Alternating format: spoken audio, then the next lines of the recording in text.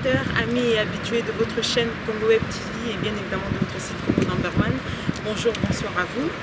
La Sainte Ingrid Kabongo et Adi Longolé, le célèbre journaliste, sont très heureux aujourd'hui de vous recevoir dans cette émission spéciale pour accueillir une personne que vous connaissez, qui a fait appuyer le bouton et qui continue à le faire, qui n'a pas été souvent dans les médias pour ne pas dire absent, mais qui aujourd'hui prend la parole devant vous et va s'expliquer, se dévoiler, parler avec nous tous.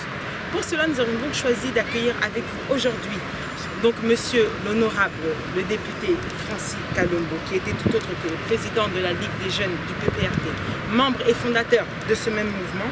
Et donc pour aujourd'hui, il sera là avec nous tous pour pouvoir discuter et dialoguer. Donc nous vous demandons d'être sages, attentifs, car l'émission va commencer maintenant.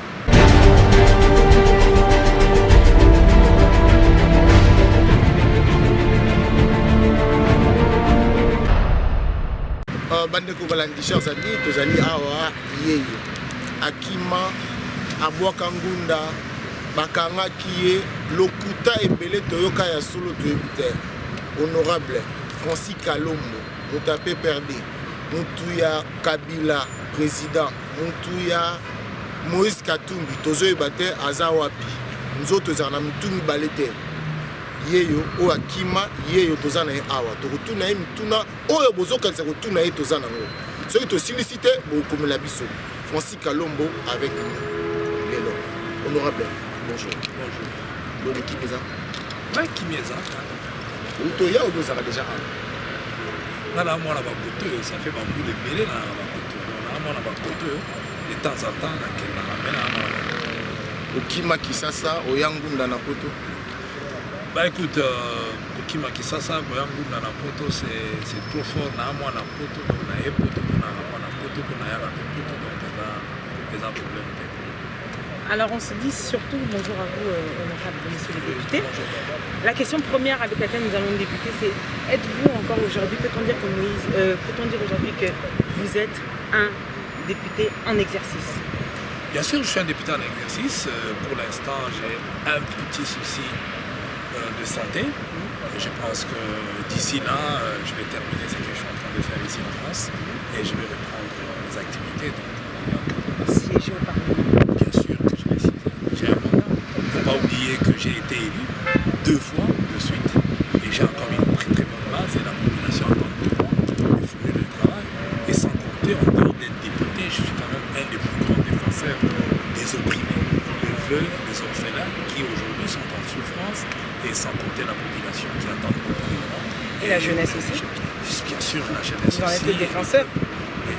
D'accord. Alors on peut se dire aujourd'hui, comme vous êtes absent pendant un certain temps, plutôt depuis à Kinshasa, présentement, à quand le retour? Je pense que si tout va bien, je termine tout ce que je suis en train de faire normalement au mois de décembre.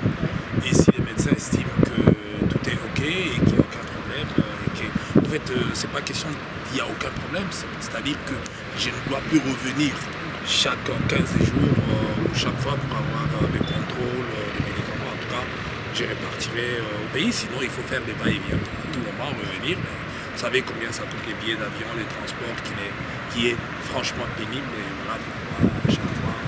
Honorable, tocha mai na monokote, tocha pe matiti na matoite. Honorable, kolongwa na yo na Congo Kinshasa koya na poto, toyoki makambu ebele. Okimaki, ozwaki masuwa, balukaki baboma yo, okimi okomi awa. Ya liboso yango wana. Ya mibale, olobi oza pona maladi. Maladi yango nini? Ozokufa, maladi yango eza na kisi te, maladi yango ezaki kombo, mitu mibale yango na kolongwa na Kinshasa kokoma awa. Ezaki ndenge ni balukaki baboma yo, oyebisa bato. En fait, d'abord, problème à santé, c'est un secret de polichinelle. J'ai été opéré des amygdales, mais ça s'est mal tourné, hémorragie et puis autre chose, c'est-à-dire j'avais du mal à cicatriser et je ne peux pas entrer trop dans le détail. Aussi, ça reste très pointu. Donc ça reste très pointu, donc là je suis en train de suivre un traitement et jusque là ça évolue très très bien. Donc déjà ça.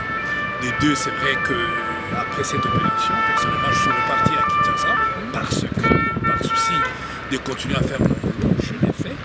Et après il y a eu ces problèmes dont je n'ai pas du tout aujourd'hui envie d'en parler. C'est une partie très très grande de mon histoire que je ne voudrais peut-être pas en parler.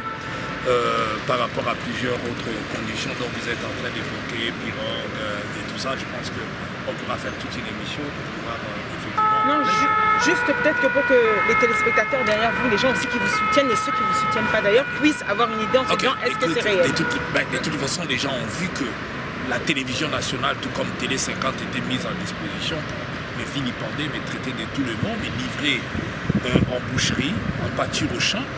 Et je pense que ce qui est vrai, c'est que ma vie était menacée. Et que, Dieu merci, je suis là.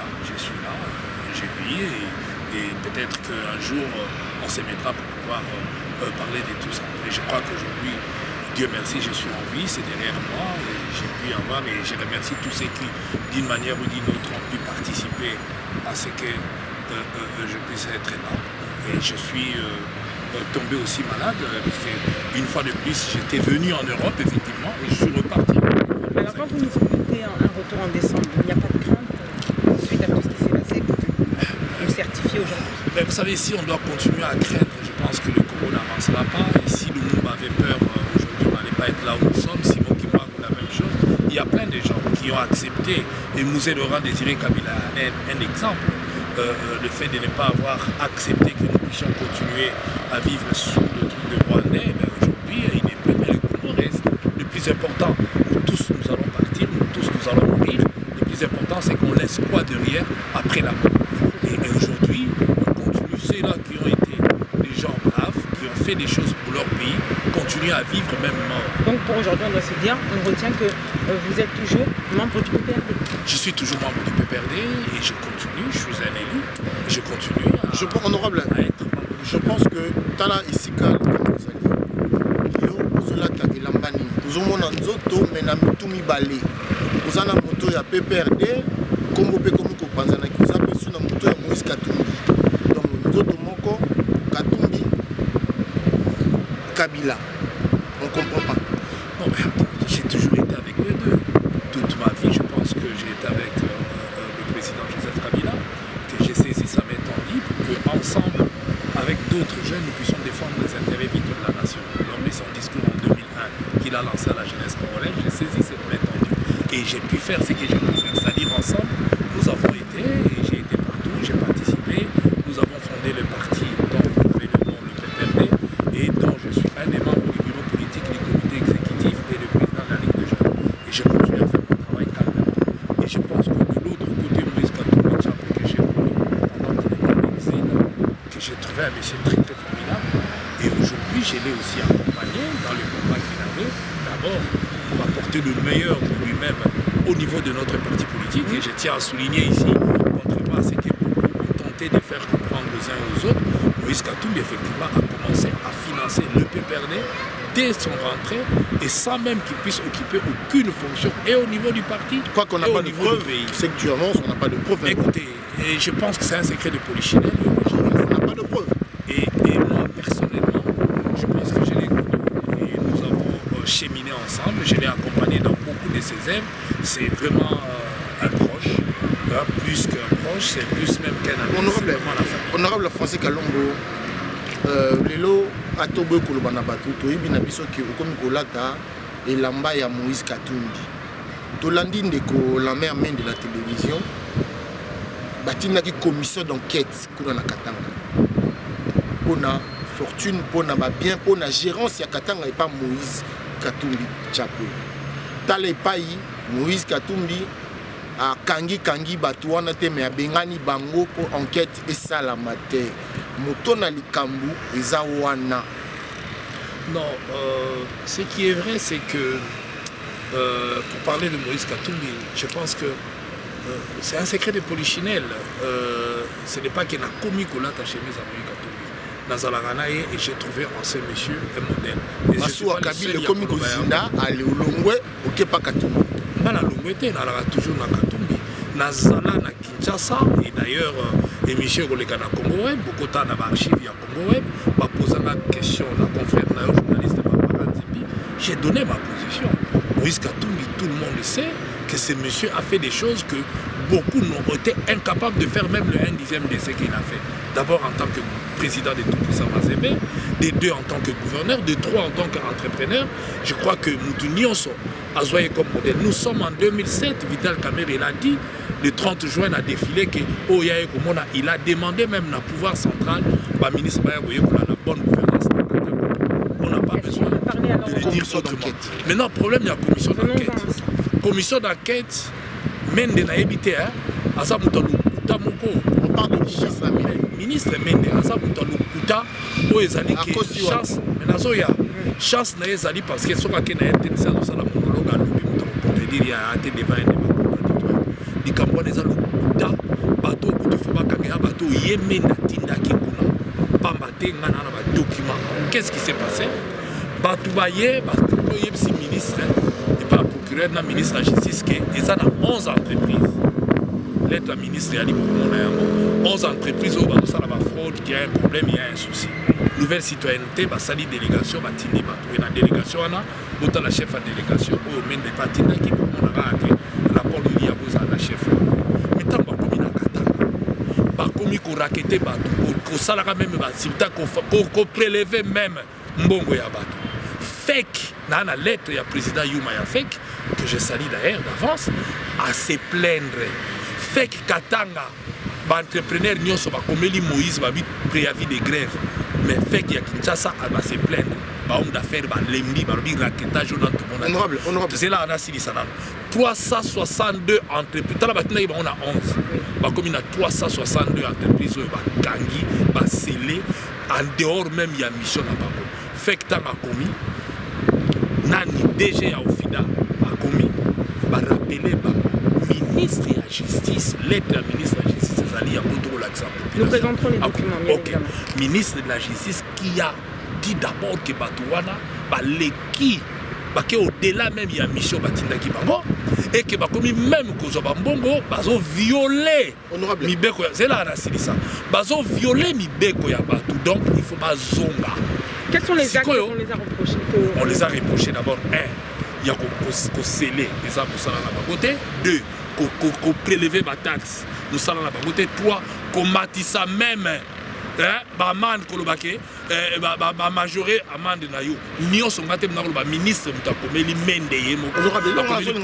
Est-ce que ça a une attribution parce que Mende toyebi porte-parole à gouvernement ministre de l'information, est-ce que ça a une attribution à la commission honorable les exceptions de Sikana na zongi sibino Mende alaki na nouvelle citoyenneté ya moto yebi sibino na mboka na biso ba créer ba rubrique ba créer asali na nouvelle citoyenneté donc comportement malamu bato basala malamu batindi ye na bato pe procureur asosaki ba magistrat ba kende yango ya zolo ba tetanga zolo ba na point de presse qui délégation ya ba magistrat non Moïse Katumbi te mutabenga na bango ministre mutaloba bato na ba zonga po bazo travailler au-delà ba na illégalité ba violer mibeko ya mboka ba violer décret ya premier ministre c'est ça la vérité mais Mende yebisanga na bato wana ba kendaki ba violer mibeko ba bengani bango na Katanga ministre mutalobi bazonga bazongi il y a le dossier. Bakendela qui mission na gouvernorat té. Baza ba membre à cour des comptes té. Baza ba député à province à Katanga té pour contrôler gouverneur. Bino ko ya gouverneur parce que bomoni lo kuta ezana Mende. Mende nde muta kokanga akangisa asfala so courage. Akangisa bato wana bakendaki oh ministre à se plaindre que bazo violer mibeko ya mboka il fallait bango nde akangisa bango depuis 2013 tilelo abeta lisolo te de ce Mende azotinda commission wana tant à côté na citoyenneté atindi ba que nous ça la commission donc ils a tout à fait normal ba parce que ba tout bazoloba bon mengo oyo ye Moïse Katumbi azanango bazo baté ezouta ça démarche moko normal kobo sanate que oza mona mboka tant balbi que mutoza mbongo beto ils tout à fait normal dimanche Mende mais na lobby et ça tout à fait normal mais koko ça kozo ba congolais pour à cause mesikani mais Mende il y a tita ba to contrôler Moïse Mende est-ce que mandat ba tona ba laki na lettre ezali batindi bango ba kendo près à 11 entreprises oyo ba soupçon ezalaki ba kendo kota la véracité ya ba fait wana après ministre comment clair après baya basambisa bango ba présenter ba moyens de défense na bango c'est ça la démocratie c'est ça l'état de droit c'est ça la justice mais batikali kotinda bango te bongo lokuta Mende soko sa population alinga zoba bango pona kolakisa ngala lingi Kabila mingi Kabila omoni mabezo bo mamboka na biso mutu tout alkanisi ke Kabila na Moïse baza binemi siko ngala lakisa Kabila ke ngala ko kangela o Moïse na maboko na ye kolivre yo. Donc na un dossier contre Moïse Kabila Fanda tokokotse na kasho akozala candidat. Na baloba na ope na balolenge na oto comme opesa Kabila mu Congo okoma na Moïse Katumbi. Mais koloba vérité lingo bopesi mutu mu Congo ngai nazo défendre Kabila na minute to kosolola parce que mende azo ya kozoba ye alinga zoba population.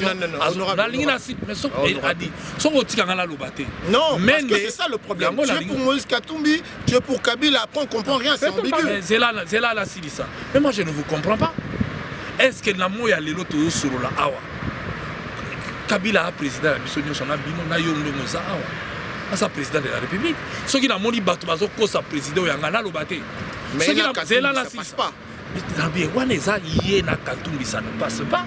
Et ça ne passe pas sur quel point Katumbi a écrit dans sa lettre il loko ya zo reprocher na parti politique oyo yaye na parti politique oyo yaye alobi na moni PPRD komi et l'autre ils ont ça la boye na d'accord na côté na démissionné.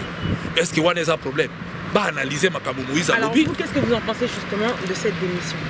Moi je pense que Moïse a pris courage entre les deux mains après que Moïse, en étant dans la majorité, en étant na kati ya PPRD, a dénoncé, et d'ailleurs Lambert Mende, pour une fois, Yemoga Lobby, ça fait plus de 2 ans que Moïse, a l'obaka Makambu, a déjà qu'on respectait. Donc il y a bandi déjà en étant. Et puis, il y a qu'on joue des missions, tant que Salakana, pour la caméra, il y a qu'on l'obake. Il faut qu'on réclame tant aux Alakati, pas tant au Bimi. Donc Moïse a dit qu'on réclamait à Alakati. À l'objet du 3 pénalty, Nassi ça.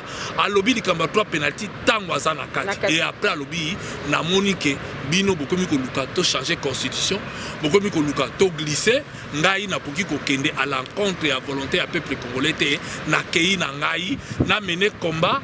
Na la population accueillie. Oui, mais le peuple le prend aussi que c'est bizarre. C'est plutôt étonnant une démission qui se fait à l'approche des élections. Ça va dans une année. Mais non, les élections c'est dans une année. Mais que faire? Ceux qui ont soit la Katia, c'est comme si on quitte le navire en plein. Ce n'est pas tant au monde navire les autres qui tout à la mur. Nzela tozo kendeza poto boma Congo mais bato ba okaniseza blague mais Congo elingi ekokufa soki tokenzela na ya moni ke nzela tozo kende ko boma Congo ya zala kati ya mai ya neti ngando ya bisio ke ngolo azobela na sa mai fondi mela po ba kana na mai amoni ke nzela tozo kende na mai kuna ese yindi babwaki ba acide sulfurique ba nini na kati ya mai. Mais vous étant toujours dans le PPRD, donc ça veut dire vous y croyez encore à ce parti, à ce mouvement? Moi écoute na ngine vraiment na préciser Batoubaye. Merci.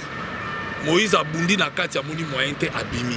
Ngai na so continuer ko bunda na kati pour na ko faire changer ma camp en état à l'intérieur.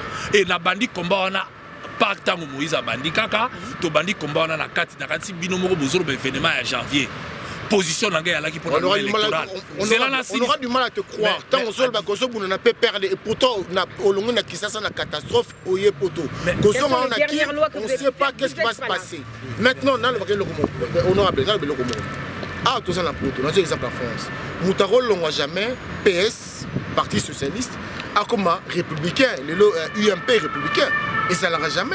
Soit on est écologiste, ou bien au sein du parti, jamais on est écologiste, comme nous PS. Alors qu'est-ce qu'on voit aujourd'hui? Bazolanda Moïse, sur base de quoi? Parce que nous avons perdu. Mais Bozo Kabona, ça n'a pas de sens en fait. Merci, mais il a corrigé. Dans mon avis, c'était le politique parti. Et le Front National. Ça, c'est même pas un débat. C'est très important pour le Congolais. C'est terminé. Moïse a quitté, il n'est pas allé dans un autre parti politique pour l'instant. Ngaï Francis n'a pas continué pour faire changer ma camarade. Le premier frondeur, c'est la bande qu'on réclamait avant G7. Dans le Congo Web, bah image, à l'état on a l'obaki, dans l'émission toujours il y a Baranzimbi, il y a l'obaki, tant que de marche à la bande de Kamouya, pétition à la révision constitutionnelle. N'a pas été contre vis-à-vis, ça va perdre.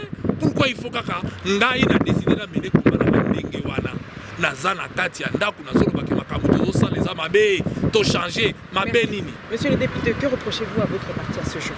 Non, moi c'est parce qu'il y a des problèmes comme c'est que je reproche, c'est le manque de débat. Je vous ai donné mon exemple, je parle de moi.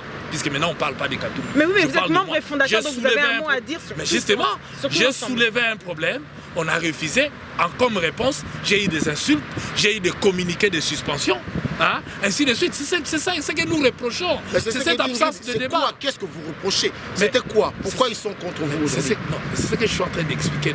Ils ont, je ne dis pas, quelques membres étaient contre moi, tout simplement parce que j'ai pris position. D'ailleurs, j'ai aidé le pays. J'ai dit que nous puissions élaguer le paragraphe 3 de l'article 8 qui obligeait le recensement avant toute élection. Et quand j'ai dit ça, on ne m'a pas écouté dans un premier temps, moi qui ai dit ça. Et après, on a fini par me joindre. Mais même au lieu qu'on me dise bravo, non, j'ai reçu que des insultes, j'ai reçu des menaces de mort, j'ai reçu tout ce que vous avez pu jusqu'à risquer même ma vie. Hein, et avec tout ça, mais je n'ai pas arrêté. Donc c'est pour vous. On revient sur la même ligne. Je termine. Oui, c'est pour vous dire que on peut se battre à l'intérieur. C'est ce que je fais. Je suis en train de me battre. Les autres ont pensé que, et d'ailleurs les frondeurs ont écrit en état à l'intérieur, on les a exclus. Est-ce que honorable Lelo Mende azana ba dossier, azana matière oyo kumba Moïse Katumbi na boloko Lelo Mende azana matière oyo kumba na boloko Lelo. Lambert Mende azara ande na lokuta. Ara na lokuta et puis d'ailleurs nga la sina zui décision a dit bino baba journaliste bozali awa. Chaque fois Mende bando salaka biloko na azoba peuple congolais, azoba chef nga laza. Batu bazo bosa na eloko moko. Mende o mananga ezala kinke mulumba balaka ba ministre Mobutu bayembela yepe kaka santa to motombele ndenge bazoyembela balobela lelo ya Kabila. Mais avant même Mobutu alonga sol congolais bango basi bazwaka bwatu bapakati mbango bakei donc batika ye elelo bakoma batu oyo bakoma kolinga kutu bayoka kotanga komba Mobutu te sala bango. Je termine ngai nalobi Menda azobangisa bino malembe Menda kobangisa nani peuple d'abord population zone di maete bakoyebi ki azokosa bongo kobangisa biso moto azokoya na lokuta tozolakisa na lokuta na ezala na silisa Mende azolinga akozi yango biso tokodefendre toboyi bamema Kabila ndenge bamemaka Mobutu. Mende balaka na RCD bazolaka Kabila kaka moko manduki po baboma ye po balongola bazwa bokonzi bazwaka zela la Mende azobangisa bino kata parce que Mende azobangisa bino honorable olobaka te bando ya poto kaka Mende alobi okomi koloba donc Mende azobangisa bino. Merci beaucoup. Mende azobangisa mutu moko te na lobi po na moni bato bakoloba te ngala défenseur ya d'abord ya même ya président de la République nazo défendre ye na bato balingi ba induire na erreur bazo memi nzela mabe. Tango Kinka Zolo Kabila désir a embelaka Mobutu pe santa to motombele mapakataki mbango ke Brazzaville akoma ko critiquer Mobutu. Kabila ye moko pourquoi ba collaborateur à Kabila ba ko tala nanu makambu ya zo salate ye moko na Nkola Suka sala discours à la nation na palais du peuple incapable ya kotanga kombo ya Mobutu bango pe ba fandi wana hein ba beti maboko. Pour nini parce que mon que Mobutu alaki dictateur a umelaka na pouvoir nyonga peuple congolais balingi ba effacer na histoire balingi ba mepe Kabila lanzela wana kaka bango wana ba ba collaborateur na Mobutu kaka bango wana ba yembelaki santa to motombele kaka bango wana ba kendaki na RCD manduki boye musée Laurent Désiré Kabila kufa bino moko boyebi parmi bato ba boma musée ba msuta ba kimaki ba bomba ba onda RCD zela na ba kinke mulumba bango tout lelo autour ya Kabila na gouvernement na botanga bato balaka na RCD bato balaka pa Mobutu lelo bazongeli ba entouré balingi ba mema ndenge kaka ba mema ka honorable pourquoi donc balingi ba se venger biso pourquoi Moïse Katumbi na ndenge ni yo pourquoi Moïse Katumbi mais nazo comprendre Moïse Katumbi na sala na ye avant même bata politique nga mutu na ela Moïse Katumbi kutu t-shirt toza na Italie na Rome ya PPRD tout ça la voyage moko kuna na mokonzi Moïse ayaka hein pour baluka moye ba yamba na mokonzi na Rome. Donc je pense que ngai pe mutu na salaki négociation wana pour mokonzi pour yamba Moïse et je lui ai présenté les PPRD, je lui ai présenté même les t-shirts à PPRD mais vraiment to bandina ele loté to bandina avant donc lelo yo bazo yaka lelo yaka ndenge basolongo ezalaka ba ye lelo mais ngana yebi avant et je suis resté avec lui. Francis Kalombo opportuniste Kabila, apparemment 2016, ça ne sera pas bon. Francis Kalombo a pas profité de l'occasion, a quand même pas Moïse Katumbi, parce que là-bas, il y a l'argent, il n'y a peut-être pas la conviction politique. Je pense que Kabila lui-même l'a dit. Kabila lui-même l'a dit. Donc je pense que 2016, Kabila a la candidature, bon, à moins qu'il ait contraint des Salama, et qu'il puisse souhaiter. Non, qui manini. Il y a un qui pas Moïse Katumbi. Nazalakana Moïse Bandakala. lelo soki Moïse aza candidat na sina lobaka ngo ba image ya na Congo web aozana d'abord Moïse soka ozala candidat ya pour peuple congolais ezala na Congo ezala na libanda ya mboka bango tuba ko souhaiter ba ko senga ya azala et azana soutien nga total soka aza candidat na lobaka yango avana ala la kisasa na lobi teke pona na poto bozo ki sa ba image pour na lobi yango na Kinshasa ke ba ko soutenir donc nazala donc eloka sika c'est là la souisa eloka sika pa na nga ezate pour makamna oloba na bino lelo na lobaki yango na Kinshasa donc na loba yango pe na répéter social politique pamba te na monaki ke a mutu oyo azali mieux placé pour Congo et décoller Congo est comme émergent Congo et kende liboso ndenge asali na katanga si okena ba kamalondo ozo kuta changement Mbuta Tshisekedi to pe misenani to tsali buluba otala biso iri tozo loba to check Moïse Katumbi awa to check Kabila awa si jamais politique fictive honorable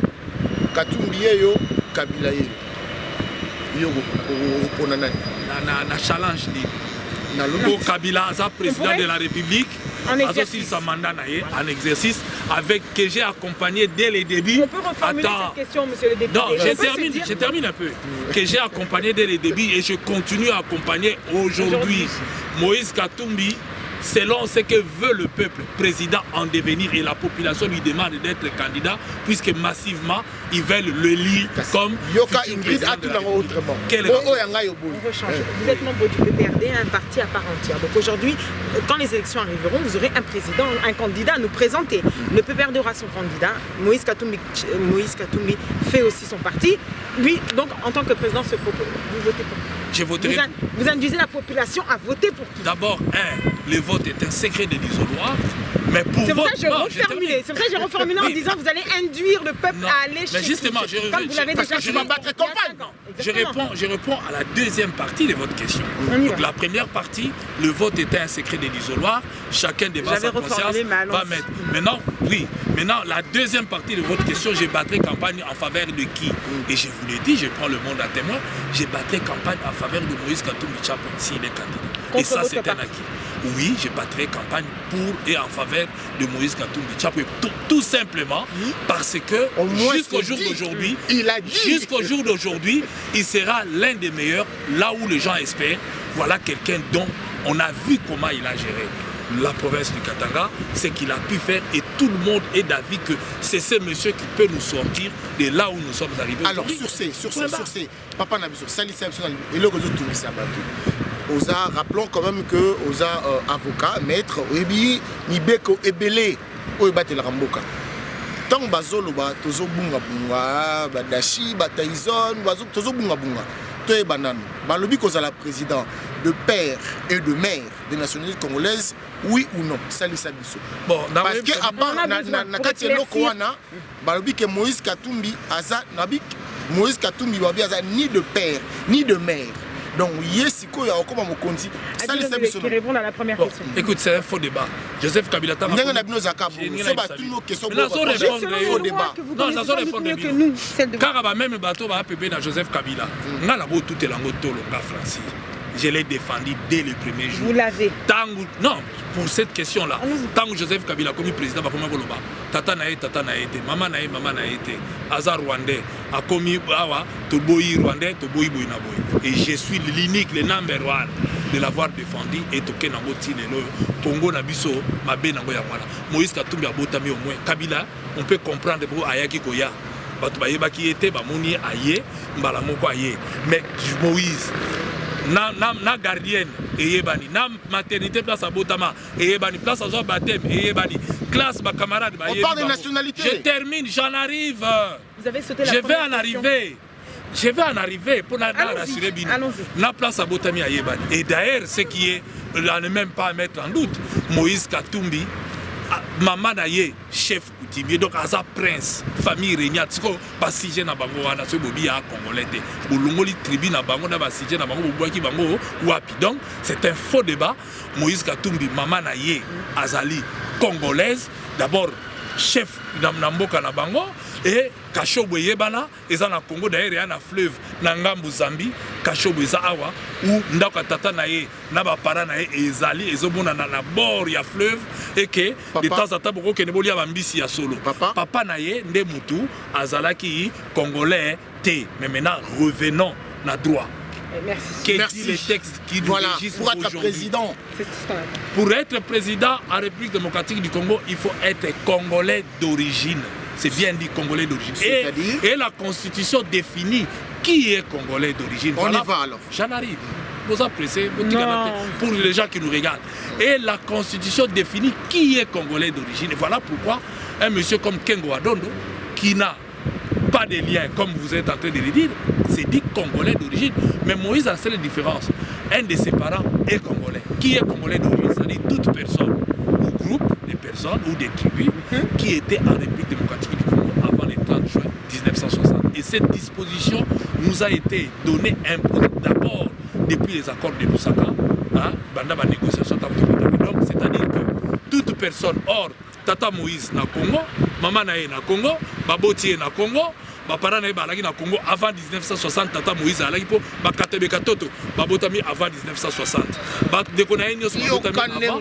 Moïse aza na Congo, indépendance ekuti ba papa nae na Congo et ba poli et maman nae aza congolaise. Et il est congolais d'origine parce que dès sa naissance il n'a jamais pris l'autre nationalité. Donc dès sa naissance, Moïse Katumbi a été congolais. Mais d'ailleurs, ce qui est dit Moïse Katumbi, les lois sont congolais, tout le monde a porté plainte, n'a pas continué sur tout ça dans Congo pour haute trahison. Ils ont accepté qu'un non-congolais puisse être gouverneur d'une très grande province comme le Katanga. Donc à ce moment-là, nous porterons plainte pour haute trahison. Non, pour être pour être député, être gouverneur, ici tout ça, maire et tout et tout. Donc même rien à voir. Je vais te donner une information. Nassem, qui est un élu, qui est de sujet d'origine libanaise, est député élu dans Katanga tout simplement parce qu'il a demandé, il a été naturalisé congolais. Donc là, il n'y a aucun problème. Mais vous me dites que Moïse n'est ni de père, ni de mère congolais. C'est là où je vous dis, à ce moment-là, il est étranger. Puisqu'il est étranger, comment a-t-on accepté qu'un étranger puisse gérer une telle grande Kabila. Et d'abord, je termine. Kabila, Kabila fait la même chose que Moïse. Non, je termine mon raisonnement. Mettez-vous en tête que Moïse Katumbi, non seulement qu'il a été élu gouverneur, il a été élu député national et puis député provincial. Honorable. Triple élection. Honorable. Kabila, ça n'a rien à voir. Kabila a fait la même chose que Moïse Katumbi. Pourquoi Kabila ne dit pas aux gens que Naro s'est représenté en 2016? Il dit ceci. N'a ça n'a jamais réunion, mon copain va toucher la constitution. Mais il n'a jamais dit aux gens que non, en 2016, Naro s'est représenté. Il n'a jamais dit ça. Oui, alors Moïse Katumbi, je te pose la question. Après Moïse Katumbi, ne dis pas que Moïse Katumbi n'a l'ingina comme président. Azolo Bangote. Ambiguïté on a. C'est pourquoi? C'est dû à quoi? Voilà la question. D'abord, Moïse Katumbi, c'est la population qui lui demande d'être candidat. Et lui, il n'a rien à foutre. Attendez, je termine. Moi qui suis son proche, je ne pense pas qu'il va décevoir le peuple congolais. Les moments venus, lorsque 3 mois avant la fin, lorsqu'on va demander aux uns et aux autres de pouvoir présenter leurs ambitions, et bien à ce moment-là, Moïse Katumbi va se prononcer. Et je ne suis pas sûr, tel que je le connais, aimant le Congo et les Congolais, parce qu'il y a une différence. Il y en a qui aiment la richesse du Congo, mais ils n'aiment pas les Congolais. Ils préfèrent voir les Congolais souffrir et jamais faire tout pour que les Congolais puissent avoir une très bonne vie. Contrairement à Moïse Katumbi. Moïse Katumbi, il a 2 milliards, il donne des pécadilles aux gens. Je termine mon raisonnement. Maintenant, une autre partie de votre question par rapport au président de la République qui a bien dit qu'il n'a jamais assisté à la réunion de mon côté, la constitution. Et là aussi, nous allons répondre au bout. Kabila, Joseph a totalement raison. Il a assisté à la réunion de mon côté, ils ont modifié la constitution. Mais il faut que vous ayez G7, membre du bureau politique, il y a majorité. Et lobby bateau, ceux qui nganda zo yebisa ok ngola zo bena na sama il faut ndimela bango puisque bango ba lobby que intention ya lipona nini depuis to banda makambu oyo tant to modifier qui constitution ya 2006 et à 2011 Kabila tikala ko participer na réunion mon côté ou to soit qui décision pour modifier constitution wana ya 2011 donc à participer de modifier qui to modifier dans le parlement tant que Kabila décidé va décider va nommer va que des stocks de sous élection to banana na province Équateur il y a député il fallait va remplacer pour y gagner le temps à profiter dans les 3 mois. Est-ce qu'il y a une réunion majorité on va décider que tout ça l'élection en a été réunion mo salamate à ma connaissance et l'autre mais ti de l'eau élection à gouverneur il y a Équateur et salamate ti est au kutana ba o tant on va décider va nommer ma commissaire na place ya ba gouverneur. Est-ce que réunion moko ya majorité salamaki pour ba loba eloko wana non réunion majorité salamaki. Donc il y a quelqu'un qui décide, qui donne des injonctions et puis bah tout est-ce que on a besoin de réunion d'ailleurs stratégie à makasi ndé wana ta musuma sala ngo mutu moko to ba to bi balé balinga wacha ba te belete. Donc côté wana des faux débats. Le vrai débat c'est quoi? G7 na ba tout ba moni qu'il y a des prémices, il y a des intentions que tu as puis bah bandi d'abord par Boboya au sala d'élection ti le calendrier électoral mbutu mbongo zo na CNT yo mo monaki baati lukwebo ministre ya nini économie alobaki ba pesa ka CNI mbongo communiquer CNI bimi et démentir. Donc zela clarté mon côté ezoko monana yangwana et puis zela batu ba moni mbala je tinga na sisa ba idete batu ba moni mbala moko ke tendance to bandi ko kende na oyebi na droit intention. Si vous avez une intention, Yakoyiba, tu seras condamné. Oui, alors intention présente. Or, procès d'intention. Les loyaux, procès d'intention. Mais ne pas y que sur intention ya muteya au salamabe, ba ko condamner salamabe, mais na yebia ko condamner, mais na muta lokuta. Na yina lo baboy. Les loyaux G7. Na maloba nao oza quand même avocat. Ozobenga mende lokuta, aza muta lokuta facilement. Tu n'as même pas de exact kiloté. Ah il y a le bakana batu lokuta facilement. Donc il y a un monopole à global facilement. Il y a un monopole à global Moïse Katumbi to ala dossier à lokuta. Il y a la cause ça va rappeler te kakosi. Est-ce que ça li soum pour rappeler mutu kozo kosa. Et combien le kamambe? Monsieur le député, n'a rappelé même que justement au G7. Je termine un peu. Je termine. Donc Elingo Lobake, batu peuple congolais, na bata G7. Ba monique nandeke tozo kendele, to comme une tendance moya glissement. Yango la zoyeb sabatu baliki kabilate. Parce que même ceux qui biloko tout bazo sala na kati stratégie, bako tcha na place publique té, mende mutalibo sa lobake na 2016 il y aura remise et reprise civilisée. Ba opposition ba yebaki yango té, moya glissement et outil opposition. Ngana si na yebisa président nga obeminako. Nga butu na muta Moïse na kana Moïse Katumbi Chapo. Batu ebele ya majorité basi bakomana zela na silisa tozalaka na ye réunion soto sololaka Kabila okoma na Moïse nazomona batu ndenge bazoyaka batu ebele basi bakomana bango batu ya Moïse bakomana bango batu ya penalty bazosala hypocrisie bazozela le moment venu soki tokomi na janvier era na parlement batiki basipléa na bango basali nini balandi chapo. Donc na minute oyo ngala alanga na franc parler bazo sala hypocrisie lobi mutu namtoba ngakuti na lobaka remise et reprise civilisée ngana tindaka biloko wala te oyo akoloba boy. Donc bazo tcha Kabila bako kende na nini moko boy ba livrer na population po makambo nyonso bango bako bibisa yango bango bazo inculquer na mitu ya batuke toko kende te toko tikala akika ekoloba Kabila motikala eloko ezate désir azalana et mende batuna ki na mona ya mende lobi na bino bosala bango procès d'intention. Mais intention batu bazo loba wana ba fongola débat po batu bazo lakisa basini balakisi bino 1 balingi basala référendum 2 bangwana basini bazo lakisa bino balobi ke tomoni ke élection so sala te ba gouverneur ba ke ko nommer bango ya ko nommer atakuti yo moko balobi ba na 2 millions de dollars te pour na ko kende ko sala élection ya ba gouverneur omoni te ke komi nango boligi na bino loko moko te puisque même gouverneur a pambo ko coûter cher te boboyi ko sala élection ba gouverneur bobi photo nommer ba commissaire. Donc mbala moko batu ko mona ke o eza ko imposer batu ba ke de yangwana même ba monique pour nani banda to banda be élection to sala ka présidentielle na ba député national. À part il y a 2006 au Mindele ba financaka to sala ka élection ba sénateur les restes élection moko te salama ponini élection la Congo est koufi deko bino boya la poto ngala uti kisasa ngaba voter nga 2 fois ba misusu banda ba votaka bango mbala moko peuple sa ina bango alinga bango kute ba fanda yango na ina zela. Tout ça voulu par le gouvernement qui devait financer les élections. Baboye élection salama ponini pour bango pe lobby ba ko justifier ba lobby bango ba fandi biso peto fanda te toke de faire population tous que c'est le pouvoir là et arbitrer des élo comme abe yango mima biso na mobulu yango muza longa makolo banda uvira tina kisasa pona ko bengana mobutu to luka moyen toke donc ba G7 ba moni que élection salama ka lisusu te Banda Tomeka qui élection Donc vous êtes d'accord avec le fait qu'ils se soient retirés? Non, on les a chassés. Oui. Donc, hein, parce qu'ils ont soulevé un problème, ils ont écrit, et Balobina Bino, Babengani Bango. Poni Balingi débat. G7, n'est-ce pas que G7 c'est un peu. Pour un G7, on ne comprend pas. G7, Balongwe, pourquoi? En fait, population. Justement, Nakata famille politique,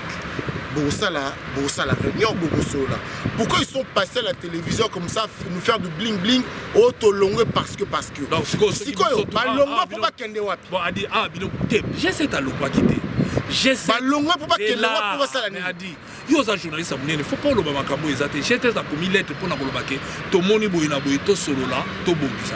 Va bien aller. Le va commis lettre, ne va pas boy de baba bengani babo. Au bango ba bengi auto exclure. J'essaie de jouer acte à la kenen opposition pour le moyen à l'ité makambeke. Il ne faut pas qu'on change version à makambo d'engeza. Donc bango ba lita qui débat pour dire tout tirer au clair. Ba monique l'élection mon côté et Salama.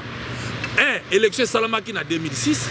Mindele ba financer qui en 2011 ya gagné président Nabiso misusu basali yango te donc le roi basali élection te eza po ba luka mboke ke na dérive yango ba boyi ba dénoncer siko ba balobi na kati bo bengani bango basala ni ba kufa yango ba continuer. Monsieur le député, pour pouvoir avancer dans cette émission, on en arrive au dossier de Ngoï Mulinda qui démissionne de la CENI. Est-ce qu'on peut pas parler à un moment donné, on commence à voir que le PPRD, on parle plutôt d'instabilité, d'une instabilité claire et nette qui se fait dans votre parti. Quelle est votre position par rapport à ça? Je vous dis d'abord que le pasteur, l'abbé, n'est pas membre du PPRD. Non, pas de souci. Oui, mais ensuite, avec des démissions, on revient avec les démissions. Moi, je vous dis que c'est vrai que même au sein du PPRD, il y a beaucoup qui ne disent rien. C'est vrai. Nous soutenons Joseph Kabila et moi, j'ai signé la motion. Je pense que c'est une chose qui est réelle. Mais nous disons qu'il ne faut pas que les gens induisent Joseph Kabila en erreur pour qu'il aille des violations. Quelles sont ces personnes? Les personnes qui passent à la télévision. Qui vous a dit ici, et je pense que vous êtes des grands journalistes, quand Mende passe à la télévision pour commencer à fustiger tous ceux qui sont en train de fustiger, moi je pense qu'il est grand temps que nous puissions défendre la démocratie, comme les autres le disent, et nous puissions défendre la volonté du peuple. Aujourd'hui, le peuple congolais est privé de tout.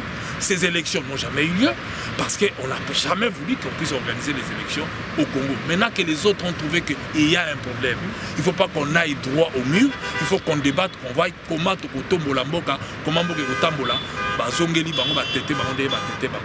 Donc, réalité, ils awa, ils allaient que Toboma Congo, ils ont bien y a biso tout commun et que c'est là Tobandi Kokende Nango et comme Mbutu Mbutu, ils ont mappé. Le moment l'État est trop sensible, tout le moyen d'être ça pour beaucoup avancer. D'après vous, je reviens sur la démission de Ngoï Mulinda. Oui, Ngoï Mulinda, mais la démission.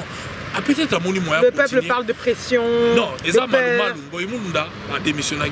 Ils ont Malou Moutou à Longwe. Effectivement. Peut-être à Monique, Nandege Bakambi comme Yoko Ndima à une année des élections. Toyoka qui fuite que basi ba pesa qui proposition à calendrier. Ponini élection qui mais le col à calendrier wana bana ba pesi pression sur pression. Pourquoi c'est la bango bakam peut-être à Monique bon à continuer na ko sala musala na niveau ya boita préféré à Pemanae. Donc asa libre ya bomona dia mo ngai lelo kala to sala ko lo bakena na Congo ba to ba démission na raté. Pour la première fois pour voter la monnaie ya batu na gravité un ministre Andimi n'a démissionné na ngai un ministre alobi na ke na ngai ponini na moni moyen te et puis batu bazo bossa ne loko moko quand vous bomoni que manifestation par exemple ya ba opposant batindi bato ba ke ne kobeta bato ba misi mobule ke bato wana ba ke na Human Watch ba sali témoignage ba pesa ki biso bo mais c'est que ça pose un problème tout ça est kolukezo na mutu ya nani ya Kabila en tout cas botika ko induire Kabila na erreur bazo kosa na neti bazo défendre mais en réalité bazo linga ba enfoncer po bato wana ba raka ba linga na été ba raka binemi na ye les lois ya mbi bango apesi bango ba poste mais ba komo luka ba enfoncer et ça ko linga mutu te. Alors je vous pose une question encore monsieur le député, vous êtes un membre du PPRD, excusez-moi, vous êtes un membre du PPRD, les élections seront l'année prochaine. Pensez-vous, vous êtes un proche de Moïse Katumbi comme vous nous répétez, mais vous êtes aussi un proche de Joseph Kabila.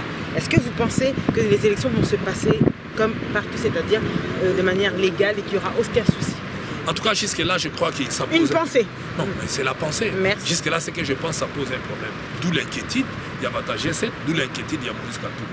Il n'y a rien, mais rien aujourd'hui qui dit que l'élection est au Salama. Pour preuve, au monde même président qui omoni même bataseni ba leste omoni même bino moko même ba gouverneur ya pamba po bomona ke tango bato bazolo ba bomona ngoni est-ce que régner salamaki po ba boya ba gouverneur pour na 2 millions de dollars balobi nalandaki mende mukwana alobi ke ono tala lokuta mususu o 2 millions ezangaki bisote mais ezalaki budgétisé te ba tongi immeuble intelligent wana 40 millions est-ce que ezalaki prévu na budget naza autorité budgétaire est-ce que ezalaki prévu na budget ezalaki prévu te pona kotonga immeuble ya ba ministre pona kotonga république ya Gombe c'est-à-dire Gombe ezala kitoko ba ministre bala na ba bureau kitoko alors que ba na ba bureau bomoni alors que makala eza enclavé balabala ta moko te bomoni yango suscité 2 millions pour peuple à s'exprimer à voter par gouverneur boboyi ko pesa bobi yaki budget c'était mais on a budget c'est ici que tu viens parler de ça non attends mais moi ça fait un bail que naza awa na boya ki na ko kota ba mais vous dites que vous êtes toujours en exercice vous posez la question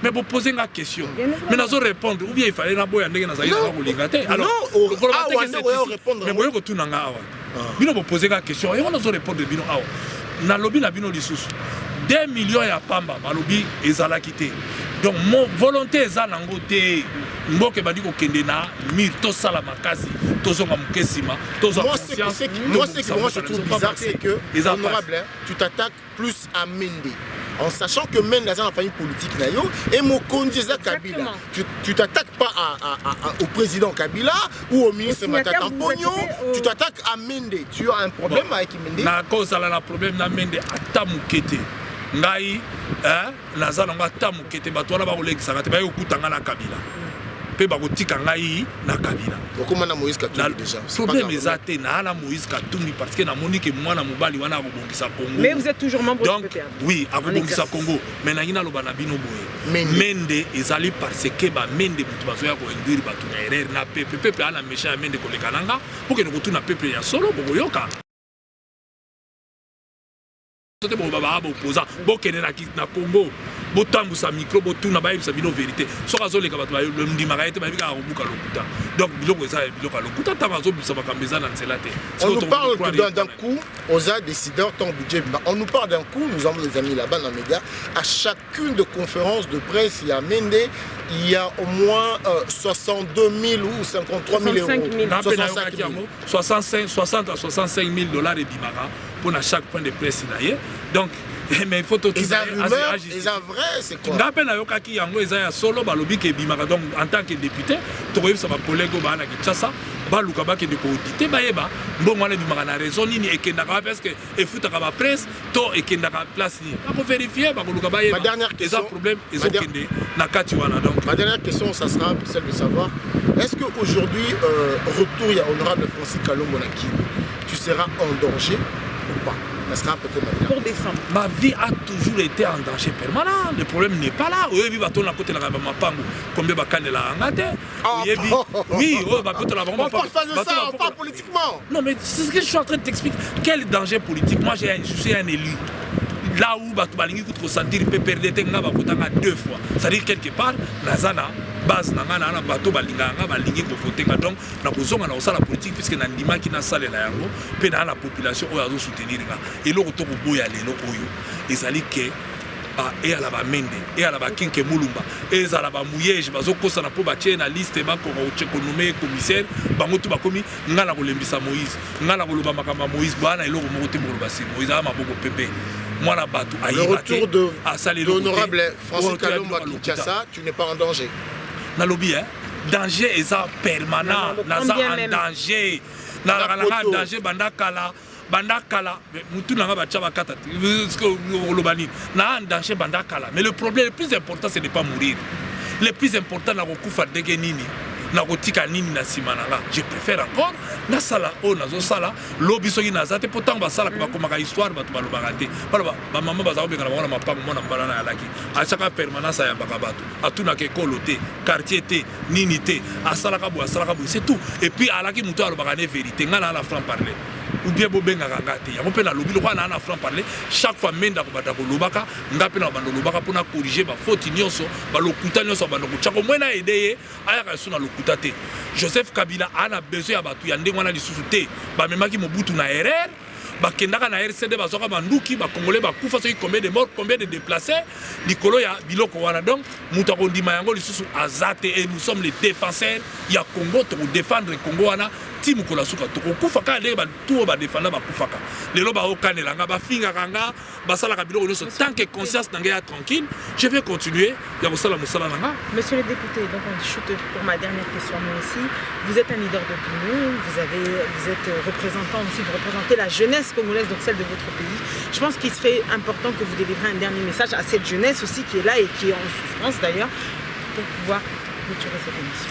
Ce que je peux dire à la jeunesse, tout comme à tous les Congolais, bazala ba courageux, bazo ba avenir na bango na maboko mibale, ba bangate, ba yebake mboka na biso, situation to komi nango lelo eza grave, bazo makamutu au sérieux, bandi malisusu te tozonga sima, bisika to utaki. Mboka eza ya biso nyonso, eza bien commun.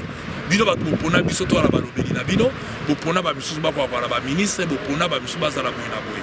Mais au nyonso bomoni kazo kende mabe, boluka boye bandeni kosala. Ngai lelo nani ko éviter makila ba congolais tanga lisusu ndenge tanga ki to si totangisi mingi. Tolingi makambe kende ndenge mikande komi. Bao ba na politique to la bonne volonté, ya ko mema makambu de manière à ce que esala to luka ka te ke pour l'intérêt na biso personnel, to kende na makambu na ndenga mabe. Non. Lelo bitumba ezali bitumba ya to respecter constitution, tout ça la débat, tout le monde ndenge mboka ko yiko tambola. Mboka na biso eza bien, eza riche, to yiko tombola yango et ko avancer liboso. To landa oyo ba ko sala biloko biyoka yokate. Ba o ba yebelaka mobutu santa ba kimaka, lelo bo banga te po o ya lobi mobutu kabila boité, bango ba ko loba ye kabila te. Donc to ya la awa poto luka mi beko salama mboka tambola et que de liboso et que tozali awa, tozali na bino, to ko soutenir et puis to ko continuer toujours pour l'école. Merci à vous. Donc c'était monsieur le député Francis Kalombo qui était là aujourd'hui pour vous dans cette émission, bien évidemment sur Congo Web TV avec mon président Chabani Record et bien évidemment sur Congo Number One avec Abeba Dipordo. Cette émission était bien évidemment présentée par la Sainte Ingrid Kabongo et Adi Londolé, le célèbre journaliste. Merci beaucoup. Nazoli qui a été bolandi émission Oyo na Bokebi Makasi na Malebini Awa.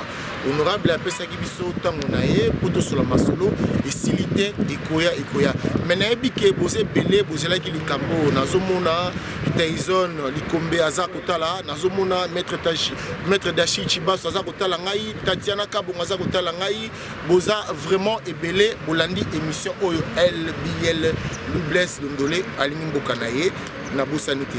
Ce qui est une émission au Mampinga et Zalaki Nasima Yamasini et Zali Bongo Alain Benza Mounuc Prod. Congo Number One a dit Londolé Abeba Lipordo dans célèbre beau comme un dieu avec la Sainte Ingrid. Je vous dis à très bientôt. Merci et bye.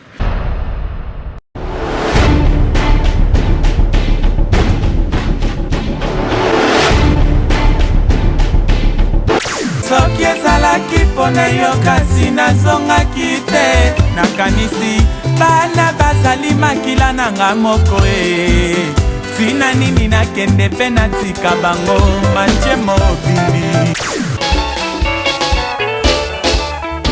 ale sala isala mwana ke tuzaluboko sale sala isala mwana ke tuzaluboko sale mama yo mama zaluboko sale mama yo mama zaluboko sale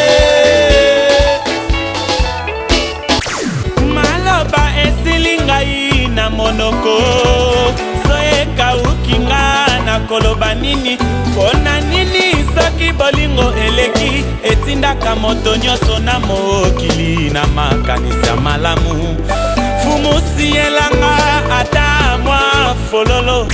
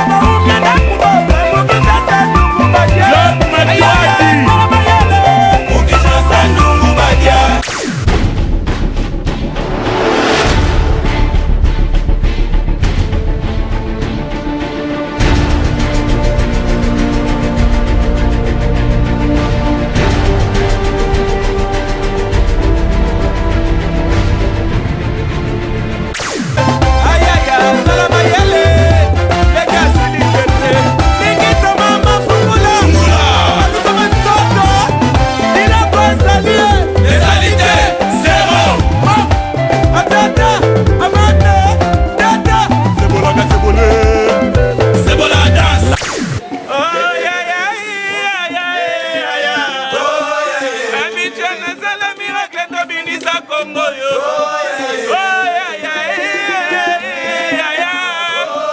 elele mbembe elele mbembe elele mbembe elele